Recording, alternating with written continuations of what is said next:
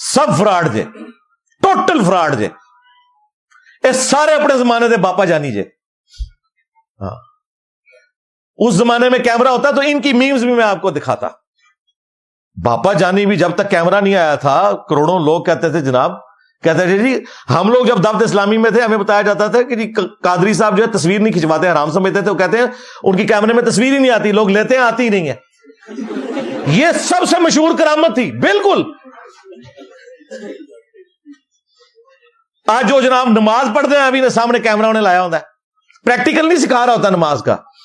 ہاں, یہ ذہن میں رکھیے گا. اپنی نماز پڑھ رہا ہوتا ہے اس کی, کبھی وہ ادھر پاؤں کے اوپر پھیرتے ہیں جا کے کیمرہ, کبھی کدھر, اپنی نماز کے اندر. ایک تو ہے نا کہ پریکٹیکل تو ایک دفعہ بندے نے ریکارڈ کروانا ہوتا ہے نا, ہر نماز میں کیمرہ لے کے پہنچے ہوتے ہیں,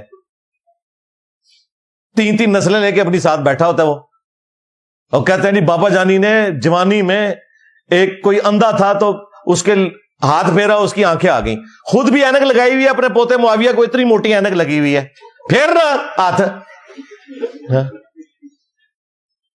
کہتے ہیں جی میں کرسی میز کے اوپر پہلے بیٹھ کے کھانا نہیں کھاتا تھا, لیکن ڈاکٹروں نے اب کہا ہے کہ آپ کرسی میز پہ بیٹھا کریں کیونکہ گھٹنوں کی درد کا مسئلہ ہے.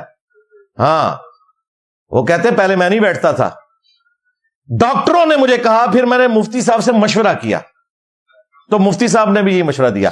مفتی صاحب نے یہ مشورہ نہیں دیا کہ باپا جانی گھٹنوں پہ ہاتھ رکھ کے پڑھے دادا صاحب کی گھوڑی. مفتی کو پتا ہے کہ یہ ساری کہانیاں نے, ٹھیک ہے, اپنی درد ہوئے تو ڈاکٹر نال مشورہ کرتے جے, تو انہوں کہتے ہیں دادا صاحب کی گھوڑی پڑھے. آپ بیمار ہوتے ہیں, آپ کو عبداللہ شاہ غازی کے مزار پہ بھیجتے ہیں, علی اجویری کے مزار کے اوپر بھیجتے ہیں. خود بیمار ہو جائیں تو شفا انٹرنیشنل میں اور آغا خان میں علاج کرواتے ہیں.